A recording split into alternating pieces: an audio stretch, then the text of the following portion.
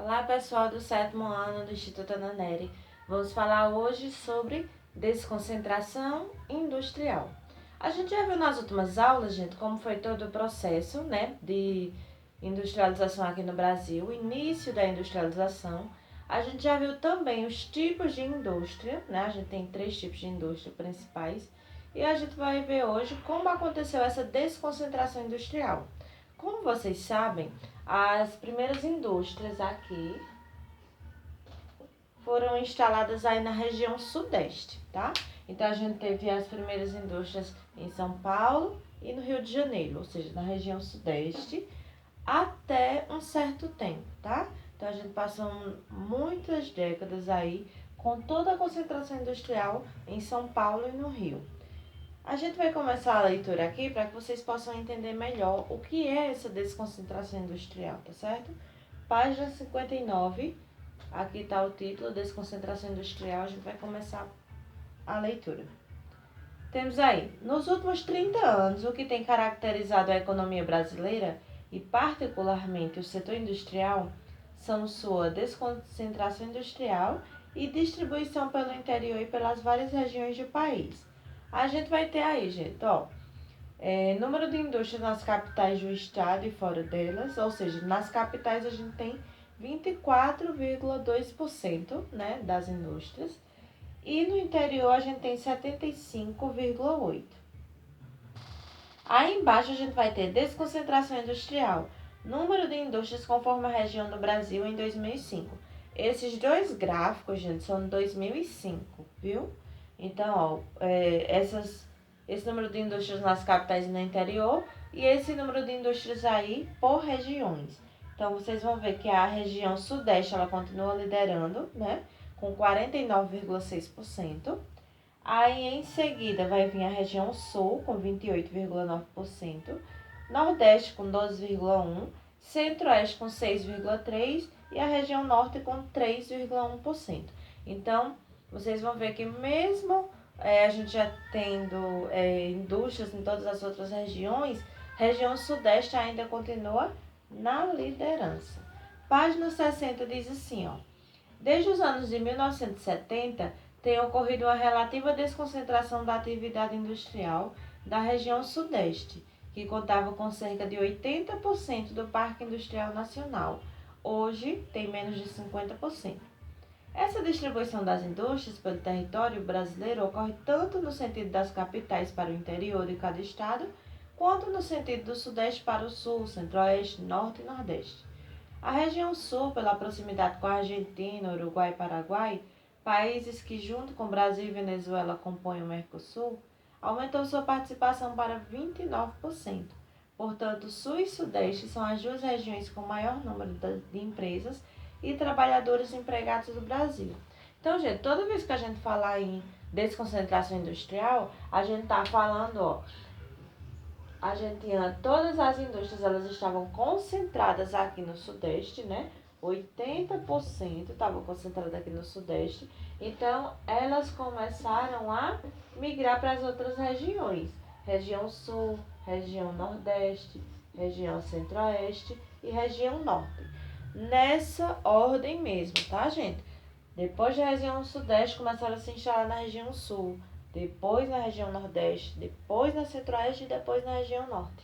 Então, por isso que a gente chama isso aqui de desconcentração industrial, que estava concentrada somente na região sudeste e agora está em outras regiões. Então, o sudeste que tinha 80%, em 2005 estava com 49%. Agora ela tem um pouco menos, né? Mas ainda assim o sudeste é líder, tá? Aí no próximo parágrafo a gente tem aí um termo chamado guerra fiscal. A gente vai entender agora, tá? Então aqui, dentre os principais motivos para que ocorresse essa desconcentração, em geral baseados na redução dos custos industriais, estão a oferta de mão de obra qualificada fora da região sudeste, no geral com menores salários. Os incentivos fiscais ofertados por outros estados e municípios, denominados de guerra fiscal, abandono de áreas tradicionais de elevados custos de produção, uma menor organização sindical dos trabalhadores nas cidades de pequeno e médio porte, o que permite manter baixos salários ou contratação sem registro em carteira de trabalho.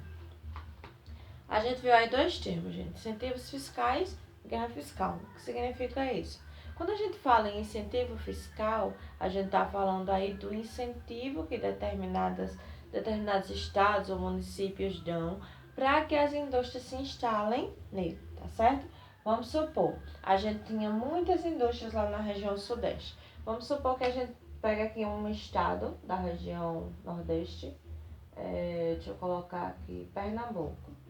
Vamos supor que Pernambuco, ele quer que tenha indústrias instaladas no seu estado. Então, o que é que ele faz? Ele faz um incentivo fiscal.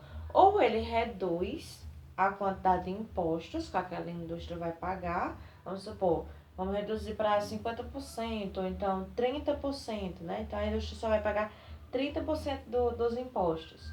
Então, a indústria, ao invés de se instalar em um estado que ela ia pagar 100%, ela vem para esse estado que está oferecendo uma oferta melhor. Então, isso a gente chama de redução de impostos, tá? Então, a redução de impostos, que no caso é diminuir, né? Colocar menos. Ou então, a isenção. O que é a isenção de impostos? É não pagar nada. É total zero, tá? Então, não paga imposto e, em troca, aquela indústria instalada naquele local vai gerar emprego, vai gerar renda, vai gerar desenvolvimento econômico naquele local. Então, o Estado, ele pode fazer a opção, né, de reduzir impostos para que a indústria se instale, ou então de fazer a isenção, de não pagar nada. Então, daí começa o que a gente chama de guerra fiscal, tá? Então, incentivo fiscal, reduzir ou isentar totalmente, né, dos impostos. E a guerra fiscal é quando tem dois ou mais estados ou cidades também, tá? Pode acontecer, de usar aí essa guerra fiscal. Vamos supor, Paraíba. Então, vamos supor que Pernambuco, para uma determinada indústria que está lá no Sudeste, ela reduz os impostos. Então, essa indústria só vai pagar 30% se ela se instalar lá em Pernambuco. Então, a Paraíba, vendo isso, vai e diz assim: não, então você se instala no meu estado e você não paga nada, você vai ser isento de impostos. Então, isso aí é o que a gente chama de guerra fiscal, tá? Então, geralmente a guerra fiscal, ela acontece, né, entre estados, entre municípios, e a indústria ela escolhe qual é a sua melhor opção. Às vezes, né, um estado ele oferece isenção de impostos, mas ele fica muito distante da sede principal daquela indústria. Ou então fica muito distante de matéria-prima, né? Então, a indústria ela vai ter que gastar mais com transporte e tudo mais. Então, nem sempre a isenção vai ser uma coisa boa, tá? Nem sempre a isenção vai ser realmente aquele ponto atrativo para a indústria. Ela mensura várias coisas, se tem matéria-prima perto, se o mercado consumidor também fica perto para ela gastar menos com transporte, se ela vai obter muitos lucros, né? Se a localização também é boa. Então, tem vários fatores. Então, as guerras fiscais, elas acontecem e acontecem muito, e o incentivo fiscal, né, ele é constante, tá certo? Então, é isso aí o nosso assunto de hoje. Aí aqui a gente tem duas imagens, né? Aí aqui diz assim: no Brasil, nos anos 1990, instalou-se uma verdadeira guerra fiscal, uma disputa entre os estados e municípios que ofereciam isenções de impostos, modernização da infraestrutura e terrenos para atrair indústrias.